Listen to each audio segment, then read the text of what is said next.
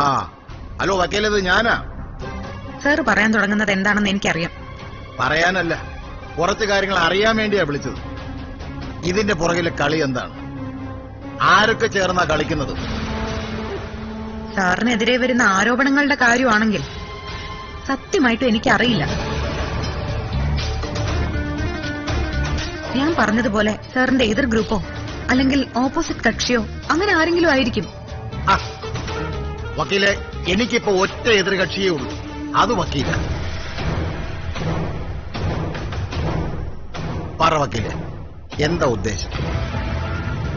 പക വീട്ടിലാണോ അതോ എന്റെ രാഷ്ട്രീയ ശത്രുക്കളുമായി ചേർന്നുള്ള നീക്കമാണോ? സത്യമായിട്ടും സാർ എനിക്കറിയില്ല. സാറിനോട് എനിക്ക് വിരോധമുണ്ട്. സാറിനെ പോലെ ഒരാള് രാഷ്ട്രീയത്തിൽ നിന്നും ഔട്ടായാൽ നാടിന് അത്രയും നല്ലതാണെന്ന് ആത്മാർത്ഥമായിട്ട് ആഗ്രഹിക്കുന്നുണ്ട്. പക്ഷെ ഇതിപ്പോ ഞാനല്ല. വക്കീലല്ല, പക്ഷേ വക്കീലിന് വേണ്ടി ആരോ ഇല്ലേ? സർ, മറ്റൊരാൾക്കെതിരെ ഇമാതിരി കാര്യങ്ങൾക്ക് വേണ്ടി നമ്മൾ മനസ്സിനെ സെറ്റ് ചെയ്താൽ ഊണിലും ഉറക്കത്തിലും ആ ഒരു ചിന്തയെ കാണും. നമ്മുടെ ജീവിതം തന്നെ ആ വഴിക്കങ്ങ് പോവും. എന്നെ ബാധിക്കുന്ന കാര്യങ്ങളിൽ ഞാൻ നേരിട്ടാണ് പ്രതികരിക്കുന്നത്. അതിന് ഞാൻ ആരെ ഏർപ്പാട് ചെയ്തിട്ടില്ല. അപ്പോ രക്ഷകനെ അറിയില്ലല്ലേ? ഞാൻ പറഞ്ഞതല്ലേ സർ, എനിക്ക് രക്ഷകനായിട്ട് ആരെങ്കിലും ഉണ്ടെങ്കിൽ അത് ഈശ്വരൻ മാത്രമാണ്. ഒരുപാട് ജോലി തിരക്കുണ്ട് സർ, പ്ലീസ്. ഹലോ,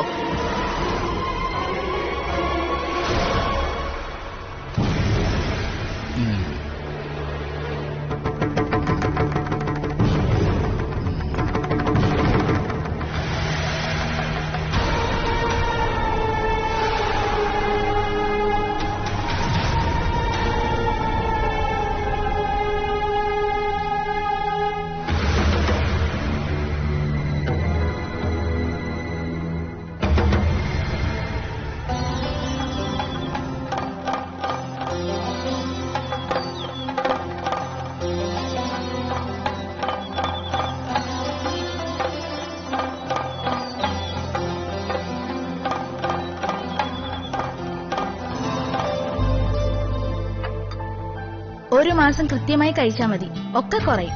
കുറയുമെന്ന് വെച്ചാ മരുന്ന് കുറയുമെന്നാണോ അസുഖം കുറയുമെന്നാണോ? ചേച്ചി ഭയങ്കര കോമഡിയാണല്ലോ. ആ, അതെനിക്ക് ഇഷ്ടപ്പെട്ടു മക്കളെ.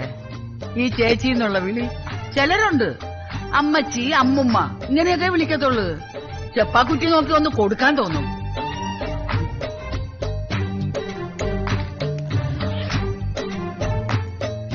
ചേച്ചി ഒരു പ്രത്യേക ചേച്ചിയാണല്ലോ. എനിക്ക് ഒരു പ്രത്യേകതയും ഇല്ല.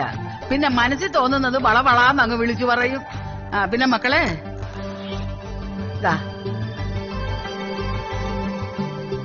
അയ്യോ, ടിപ്പാണോ?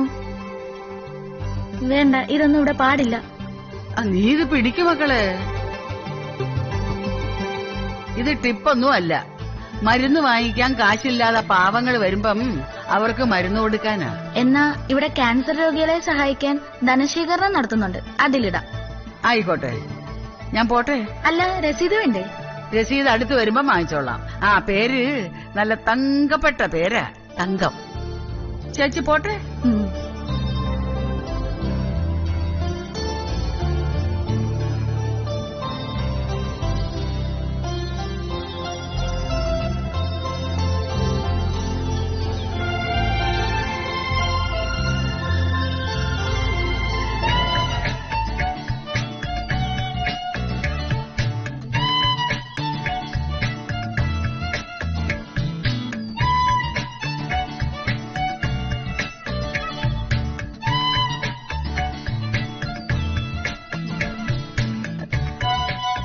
വിജയലക്ഷ്മി അല്ലേ? സുന്ദരി വിജയം. ആ അതെ. ഇത് തങ്കം, മരം കയറി തങ്കം. അയ്യോ, വാ വാ ഇരിക്കും.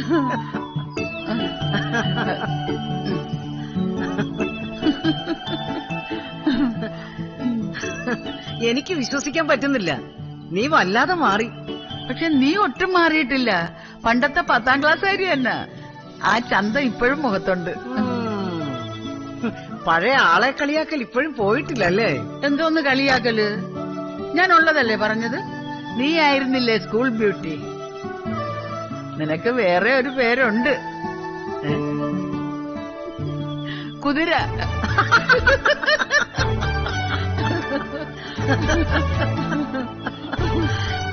വർഷങ്ങൾ ഓടുന്ന ഓട്ടമേ. ആട്ടെ, നീ എന്തിനാ ഇവിടെ വന്നത്? സിനിമ കാണാൻ. ആശുപത്രി വരുന്ന എന്തിനാ? ഞാൻ ഇടയ്ക്കിടയ്ക്ക് ഇവിടെ വരും. ചെറിയ കഷായം, ലേഹ്യം ഇതൊക്കെ വാങ്ങിട്ട് പോവുകയും ചെയ്യും.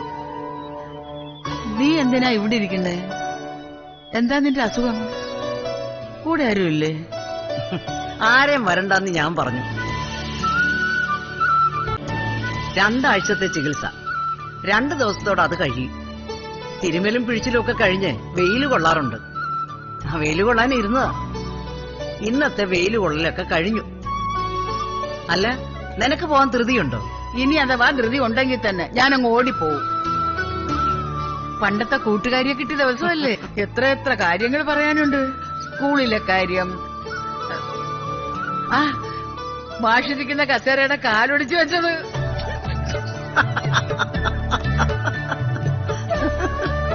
അതാലോചിക്കുമ്പോ മറ്റേ സംഗതി ഉണ്ടല്ലോ, അവങ്ങ് വന്ന് നിറയുവാ. ഏത് മറ്റേ സംഗതി? ഇപ്പൊ എല്ലാവർക്കും വരുന്ന മറ്റേ കാര്യം ഉണ്ടല്ലോ, ആ ഇംഗ്ലീഷ് വാക്ക്. ആ അത് തന്നെ, നൊസ്റ്റാൾജിയ. ഇപ്പൊ എല്ലാവർക്കും ഒന്ന് പറഞ്ഞ് രണ്ടാമത്തേന് നൊസ്റ്റാൾജിയ അല്ലേ? മഴ കണ്ടാൽ നൊസ്റ്റാൾജിയ, ഓണം വന്നാൽ നൊസ്റ്റാൾജിയ, സ്കൂൾ കണ്ടാൽ നൊസ്റ്റാൾജിയ. അപ്പൊ പിന്നെ നമ്മളായിട്ട് എന്തിനു കുറയ്ക്കുന്നത്? അപ്പം നമുക്കും നൊസ്റ്റാൾജിയ അടിക്കാം. നീ ആ പഴയ മരം കയറി തങ്കം തന്നെ. അന്നത്തെ അതേ വാചകം. വാ, നമുക്ക് റൂമിലോട്ട് പോവാം. പിന്നെന്താ, പോവാ. എന്നാ വാ.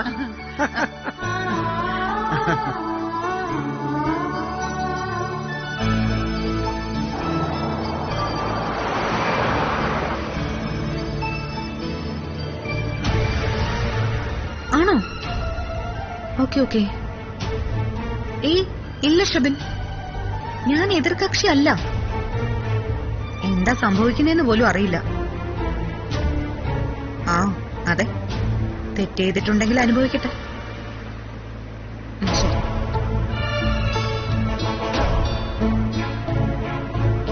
ഷബിനാ വിളിച്ചത്. ചാനലിൽ വാർത്ത സ്ക്രോൾ ചെയ്യുന്നു, ഭാസ്കർജിക്കെതിരെ വിജിലൻസ് കേസ് എടുത്തേക്കുമെന്ന്. വിജിലൻസ് അല്ല, CBI അന്വേഷണം വരണം. ഇതുപോലുള്ള ഫ്രോഡുകളകത്തായാലും നാട് രക്ഷപ്പെടും. ഷെബിന് ഒരു സംശയം, ഇതിന്റെയൊക്കെ പിന്നില് നമ്മളാണോന്ന്. ഭാസ്കർജി നമ്മുടെ കേസിൽ ഇടപെട്ട കാര്യം ഷെബിൻ അറിയാം, അങ്ങനെ സംശയിച്ചതാ. പലർക്കും അങ്ങനെ ഒരു സംശയമുണ്ട്. CBI നമ്മളെ ഹെൽപ്പ് ചെയ്യുന്ന കാര്യം ഞാൻ പറഞ്ഞു, പക്ഷെ ആർക്കും അങ്ങോട്ട് വിശ്വാസമാവുന്നില്ല. എന്റെ ഒരു സംശയം ഞാൻ പറയാം. ജുവാൻ തന്നെയാ ഇതിന്റെ പിന്നില്. ജുവാനൊരു സൗഹൃദം ഉണ്ടല്ലോ, മുൻപും ഇക്കാര്യത്തിൽ ഇടപെട്ടിരുന്നു. അപ്പോ ജുവാൻ തന്നെയായിരിക്കും.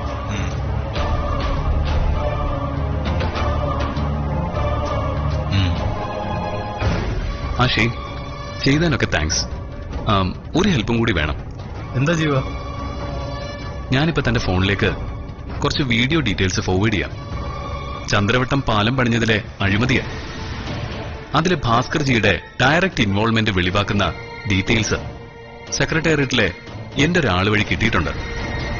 ഇന്ന് രാത്രി സോഷ്യൽ മീഡിയയിൽ അതൊന്ന് വിടണം. ഓക്കെ ഏറ്റ് ജീവ.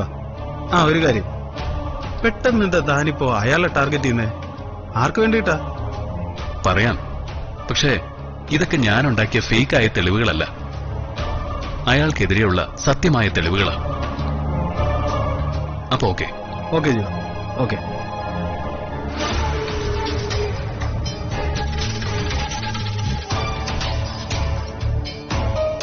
കാവ്യക്കെന്നെ വേണ്ടായിരിക്കും, പക്ഷെ അവളുടെ തലമുടി നാരിഴയ്ക്ക് പോലും ഒരു കുഴപ്പം വരുത്താൻ ആരെയും ഞാൻ സമ്മതിക്കില്ല. ഞാൻ താലി കെട്ടിയ പെണ്ണ അവള്, എന്റെ മക്കളുടെ അമ്മ.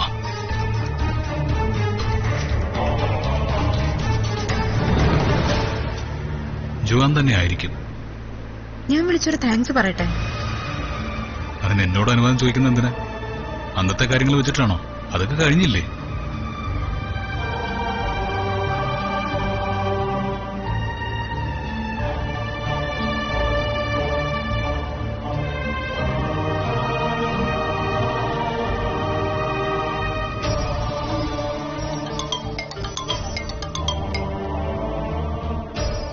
കാവ്യ?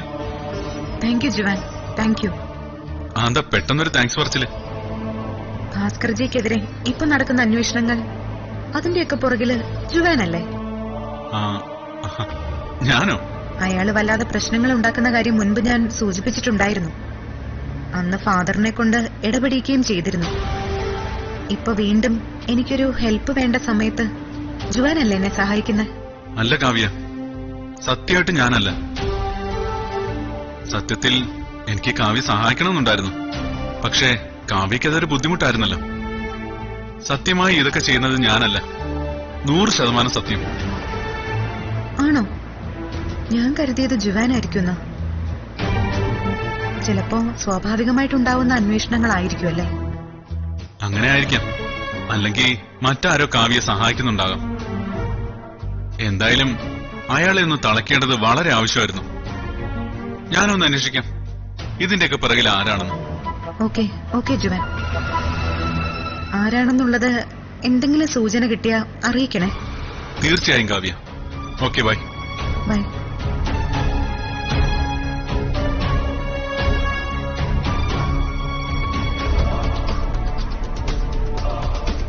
ജുവാനല്ല, ഒന്നുകിൽ സ്വാഭാവികമായി സംഭവിച്ചത്.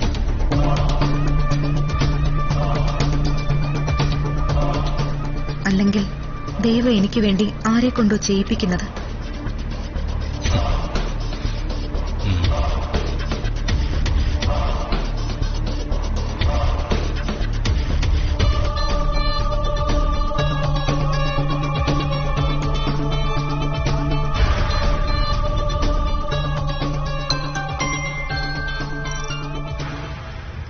ഹലോ. ജീവ, സമ്മതിച്ചിരിക്കുന്നു. അയാൾ കുടുങ്ങുമെന്ന് ഉറപ്പായി. പിന്നൊരു കാര്യം. എന്താ? ഇപ്പോ കാവ്യനെ വിളിച്ചിരുന്നു. ജീവ ചെയ്തതിനൊക്കെ ക്രെഡിറ്റ് എനിക്കാ വരുന്നത്. അതങ്ങനെ തന്നെ ഇരുന്നോട്ടെ. ഞാനാണെന്ന് അറിയണ്ട. കാവ്യക്ക് ചിലപ്പോ അത് ഉൾക്കൊള്ളാൻ പറ്റില്ല. ഞാൻ സഹായിക്കുന്നു എന്നുള്ളത് അവളുടെ ഇൻഡിവിജ്വാലിറ്റിയെ ബാധിക്കുന്നു എന്ന് കരുതും. വേണ്ട, ഒന്നും അവൾ അറിയണ്ട. എനിക്കിനിയും കുറെ കാര്യങ്ങൾ പ്ലാൻ ചെയ്യാനുണ്ട്. അപ്പൊ ഓക്കെ, താങ്ക്സ് ജുവാൻ. ഓക്കെ.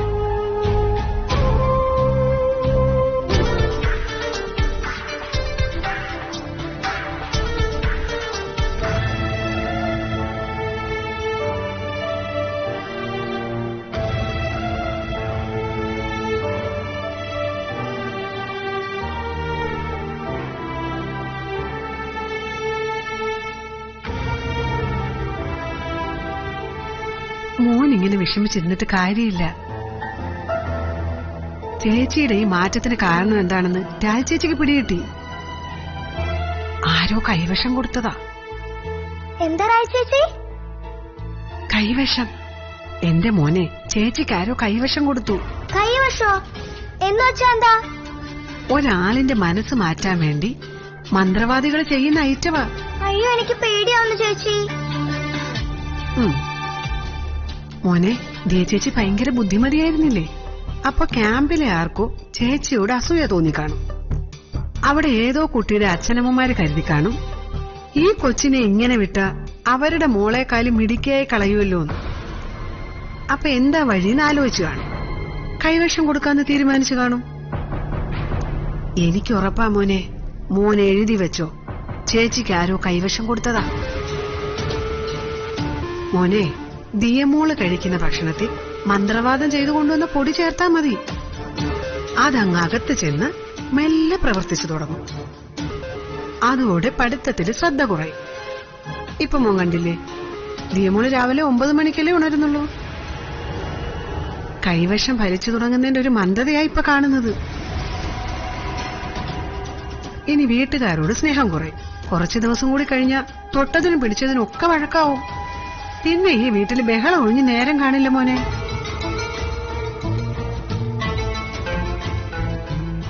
എന്റെ മോനെ, നല്ല മന്ത്രവാദികൾ കൈവശം കൊടുത്ത അത് കൊടുത്തതാ. ഇതിപ്പോ ഏതോ ഉഗ്രനായ മന്ത്രവാദിയെ കൊണ്ട മോക്ക് കൊടുത്ത കൈവശം തയ്യാറാക്കിയിരിക്കുന്നത്. എനിക്ക് പേടിയാവുന്നു ചേച്ചി. അയ്യോ, എന്റെ ചേച്ചി ഇനി എന്നോട് വഴക്കുണ്ടാക്കുവോ? ഇപ്പൊ തന്നെ കശവിശ തുടങ്ങിയില്ലേ? മോനോട് ചെറിയ രീതിയിൽ വഴക്കുണ്ടാക്കി തുടങ്ങിയില്ലേ? പക്ഷെ അമ്മയോട് കൂടുതൽ സ്നേഹമാണല്ലോ. ആ, അതൊക്കെ ഇതിന്റെ രീതികളാ. ആരോടെങ്കിലും ചിലരോട് സ്നേഹ കൂടുതലുണ്ടാവും. അപ്പൊ അത് കാണുന്ന മറ്റേയാൾക്ക് ദേഷ്യം വരും. പിന്നെ മുറുമുറുപ്പായി, വഴക്കായി, ബഹളമായി. രാജ് ചേച്ചി, എന്റെ ചേച്ചിയെ രക്ഷിക്കണം. എനിക്ക് ഇപ്പൊ തന്നെ പേടിയായിട്ട് വയ്യ. ശ്ശോ. പിന്നെ രാജി ചേച്ചി ഒരു കാര്യം ചെയ്യാം. ചേച്ചിക്ക് പരിചയമുള്ളൊരു മന്ത്രവാദിയുണ്ട്. ആ മന്ത്രവാദിയെ കണ്ട് പരിഹാരം ചോദിക്കാം. മോൻ വിഷമിക്കണ്ട, ഏതിനും ഒരു മറുമരുന്നുണ്ട്. എന്നാ ഇപ്പൊ തന്നെ അമ്മയോട് പറയാം. അയ്യോ, വേണ്ട വേണ്ട, മാഡത്തിനോട് അങ്ങനൊന്നും പറയണ്ട. ആദ്യം നമുക്ക് രണ്ടുപേർക്കും കൂടി ഇത് കൈകാര്യം ചെയ്യാം.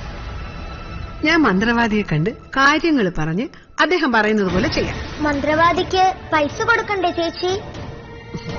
അതൊക്കെ രാജി ചേച്ചി പറയാം. നമ്മൾ രണ്ടുപേരും മാത്രം അറിഞ്ഞാ മതി.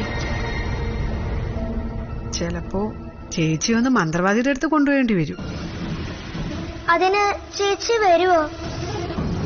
നമ്മൾ തന്ത്രപരമായിട്ട് കൊണ്ടുപോകണം മോനെ. ഹാ, വരട്ടെ. ആദ്യം ഞാൻ മന്ത്രവാദി ഒന്ന് കാണട്ടെ. രാജ് ചേച്ചി, എങ്ങനെയെങ്കിലും എന്റെ ചേച്ചിയെ രക്ഷിക്കണം. ഞാൻ എന്ത് വേണമെങ്കിലും ചെയ്യാം. മോൻ പേടിക്കണ്ട, രാജി ചേച്ചിയത് ഏറ്റു.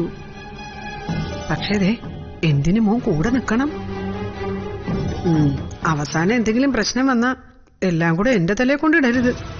ഇല്ല രാജു ചേച്ചി, എന്റെ പാവം ചേച്ചിയെ രാജു ചേച്ചി രക്ഷിക്കണം. മന്ത്രവാദിയോട് പറയണം ചേച്ചി പാവമാണ്.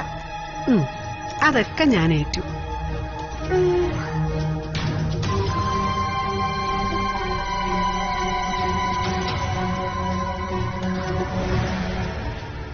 ജേട്ടാ, ഞാൻ അയാളുമായിട്ടൊരു ഡയറക്റ്റ് മീറ്റിംഗിന് ഇറങ്ങുക. ആ ഭാസ്കർ ജിയുമായിട്ട്. അയാളും ആ സിയെയും ചേർന്ന് എന്തൊക്കെയോ നീക്കങ്ങൾ നടത്തുന്നുണ്ട്. അപ്പൊ ഇനി നേരിട്ടങ്ങ് ചെല്ലുക. ചെന്ന കാര്യങ്ങൾ അങ്ങ് പറയാൻ പോവുക. അപ്പോ അയാൾ അറിയില്ലേ? അറിയട്ടെ, അയാൾ അറിയട്ടെ. അയാൾ അറിയണം. അപ്പോ അയാളിൽ കൂടി കാവ്യ അറിയില്ലേ എല്ലാത്തിന്റെ പിറകിൽ താനായിരുന്നു? കാവ്യ അറിഞ്ഞോട്ടെ.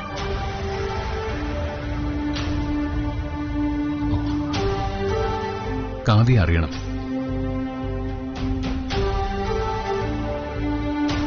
അല്ല, അതിന് കൂടുതൽ പ്രശ്നങ്ങൾ കാവ്യക്ക് അതൊരു... അങ്ങനെ ഒരു സാഹചര്യം വന്നാ കാവ്യ എങ്ങനെയായിരിക്കും റിയാക്ട് ചെയ്യുന്നതെന്ന് അറിയാലോ. ചിലപ്പോ ആരെങ്കിലും കൊണ്ട് അറിയിക്കും അവളുടെ കാര്യങ്ങളിൽ ഇടപെടണ്ടാന്ന്. ആവട്ടെ, എന്തായാലും അറിയാലോ എന്തൊക്കെയാണ് സംഭവിക്കുന്നതെന്ന്. എന്റെ സൂപ്പറാ. ഒരു കാര്യം, എനിക്ക് സീറ്റ് കിട്ടിയില്ലെങ്കിൽ ഞാൻ സുന്ദരമായിട്ടങ്ങ് കാല് മാറും. ദൈവം എനിക്ക് കാല് തന്നിരിക്കണതേ നടക്കാനും ഓടാനും ചാടാനും മാത്രമല്ല, മാറാനും കൂടിയാ. മാറാനും കൂടി. അതൊക്കെ വല്ലവരും സോഷ്യൽ മീഡിയയിൽ എഴുതി വിടുന്ന ആരോപണങ്ങളാ. അതിന്റെ ഉറവിടം ഞാൻ കണ്ടുപിടിക്കുന്നുണ്ട്. ആരാ ഇതിന്റെ പിന്നിൽ കളിക്കുന്നതെന്ന് ഒരാഴ്ചക്കുള്ളിൽ ഞാൻ കണ്ടുപിടിക്കും. സൈബർ സെല്ലുകാർ ശ്രമിക്കുന്നുണ്ട്. അവനെ എന്റെ കയ്യിൽ കിട്ടിക്കഴിഞ്ഞാൽ ഞാൻ അറിയിക്കും. അപ്പോ അവന്റെ സഞ്ചയന കാർഡ് അങ്ങ് അടിച്ചേക്കണം. ശരി, ഓക്കെ. ഓരോരോ മാരണങ്ങള്. ഈ സോഷ്യൽ മീഡിയ എത്രയും പെട്ടെന്ന് നിരോധിച്ചില്ലെങ്കിൽ മാനവും മര്യാദയായിട്ട് ജീവിക്കുന്നവരുടെ ജീവിതം വഴിയാധാരമാവും. ആരാ? എന്താ പറയൂ. അല്ല, ഇത് മിസ്റ്റർ ജീവ, സൂപ്പർ സ്റ്റാർ. അതെ. ഞാൻ ശ്രദ്ധിച്ചില്ലായിരുന്നു. നിവേദനമോ മറ്റോ തരാൻ മണ്ഡലത്തിൽ നിന്ന് ആരോ വന്നെന്നാ കരുതിയത്. ഇത് വലിയ സർപ്രൈസ് ആയല്ലോ. അതെ, കുടിക്കാൻ എന്താ വേണ്ടത്? ഒന്നും വേണ്ട. അതൊന്നും പറഞ്ഞാ പറ്റും. ഇദ്ദേഹം ഇന്നെന്റെ ഗസ്റ്റാ. അല്ലെങ്കിൽ സംസാരം കഴിഞ്ഞിട്ടാകാം. ഇവിടുത്തെ ഇഷ്ടം പോലെ. ഞങ്ങളുടെ പാർട്ടിയുടെ സാംസ്കാരിക സമ്മേളനത്തിന് ഉദ്ഘാടകനായിട്ട് മിസ്റ്റർ ജീവയെ കൊണ്ടുവരണമെന്ന എന്റെ ആഗ്രഹം. അതിനുവേണ്ടി ഞാൻ അങ്ങോട്ട് വിളിച്ച് സംസാരിക്കാനിരിക്കുകയായിരുന്നു. അതിനിടയ്ക്ക് ഈ വരവ്. സന്തോഷമായി. പറയും, എന്താ കാര്യം? എന്തെങ്കിലും സഹായം? ഒരു സഹായം വേണം, ഒരു പ്രധാനപ്പെട്ട സഹായം. എന്താണ്? പറഞ്ഞോളൂ മിസ്റ്റർ ജീവ. ജീവ പറയുന്ന സഹായം ചെയ്തു തന്നിട്ട് വേണം സമ്മേളനത്തിന് വരണമെന്ന് ഔപചാരികമായിട്ട് പറയാൻ. ഒരു പാലമിട്ടാൽ അങ്ങോട്ടും ഇങ്ങോട്ടും അതങ്ങനെയാണല്ലോ. പറയൂ, എന്താണ് ചെയ്യേണ്ടത്? ആ, കാവ്യ ഉപദ്രവിക്കരുത്. എന്താ? കാവ്യ അറിയില്ലേ? അഡ്വക്കേറ്റ് കാവ്യ. കാവ്യ ഇനി ഉപദ്രവിക്കരുതെന്ന്, അവളെ ഭീഷണിപ്പെടുത്തരുതെന്ന്. ഓഹോ, അങ്ങനെ. അല്ല, നിങ്ങൾ തമ്മിൽ കീരിയും പാമ്പുമല്ലേ? ശത്രുവിന്റെ ശത്രു മിത്രം, അങ്ങനെയല്ലേ കരുതേണ്ടത്? എന്ന് വെച്ചാ നമ്മൾ രണ്ടുപേരും വേണം ബന്ധം വയ്ക്കാൻ, അവളെ ഒതുക്കാൻ. അവള് വെറും സ്പീഡ് 7-ാം കൂലി. അവളെ കുറിച്ച് മോശമായിട്ടൊരു വാക്ക് മിണ്ടിയ ഇടിച്ചതിന്റെ പല്ല് ഞാൻ താഴെയിടും. ആ വാർത്തയും കൂടി സോഷ്യൽ മീഡിയയിൽ കയറും. പല്ല് പോയ MLA. ഓ, അത് ശരി. അപ്പൊ നീയായിരുന്നല്ലേ ഇതിന്റെയൊക്കെ പുറകിൽ? പുറകിലോ? അതിന്റെയൊക്കെ മുന്നിൽ തന്നെയായിരുന്നു ഞാൻ. മറ്റുള്ളവര് പുറകില്. നീ എന്താ വിചാരിച്ചത്? കാവ്യക്ക് ചോദിക്കാനും പറയാനും ആരുമില്ലെന്നോ? അവളെ ഞാൻ താലി കെട്ടിയ പെണ്ണ, എന്റെ പെണ്ണ്. കാവ്യയെ വേദനിപ്പിക്കുന്നത് ആരായാലും അവരെന്റെ ശത്രുവാ. നീ ആരുടെ മുന്നിലാ നിന്ന് സംസാരിക്കുന്നെന്ന് ഓർമ്മ വേണം. എന്റെ ഭാര്യയെ വേദനിപ്പിക്കുന്നവൻ ആരായാലും അവൻ ഇനി ലോകം മുഴുവൻ കീഴടക്കി ഭരിക്കുന്നവനാണെങ്കിലും ശരി, ഞാൻ പേടിക്കില്ല. താലിമാല എന്ന് പറഞ്ഞൊരു സംഗതിയുണ്ട്. അതിന്റെ പവിത്രത തനിക്ക് മനസ്സിലാവില്ല. അതൊരു വലിയ ശക്തിയാ. ആ ശക്തി മതിയടോ ലോകത്തിലെ ഏത് വൻ ശക്തിയെയും തോൽപ്പിക്കാൻ. നീ അപ്പോ രണ്ടും കൽപ്പിച്ചാണല്ലേ? രണ്ടും കൽപ്പിച്ചിട്ടോ? എല്ലാം കൽപ്പിച്ചിട്ടാടോ. എന്റെ ഭാര്യയുടെ സമാധാനത്തെക്കാൾ വലുതല്ല എനിക്ക് ഈ സൂപ്പർ സ്റ്റാർ പദവി. അവൾക്ക് പ്രൊട്ടക്ഷൻ കൊടുക്കാനുള്ള പ്രശ്നങ്ങളിൽപ്പെട്ട് ആ പദവി അങ്ങ് പോവുകയാണെങ്കിൽ പോട്ടേന്ന് വെക്കും ഞാൻ. നിന്റെ ഈ ഷോയ്ക്ക് ക്യാമറയുടെ മുന്നിൽ മതിയടാ. ഇത് തിയേറ്ററിൽ കണ്ട് കൈയടിക്കാൻ മണ്ടന്മാർ കാണും. എന്റെ മുമ്പിൽ സ്റ്റാർ കളിച്ചവരുണ്ടല്ലോ. എല്ലാ കളിയും കളിക്കാൻ തന്നെയാടോ ഒരുങ്ങി ഇറങ്ങിയിരിക്കുന്നത്. ഇവിടെ ആക്ഷനും കട്ടുമൊക്കെ പറയുന്നത് ഞാൻ തന്നെയാ. ഫൈറ്റൊക്കെ എനിക്ക് തോന്നിയ രീതിയിൽ ചെയ്യാം. ഒരു നിയന്ത്രണങ്ങളും ഇല്ല.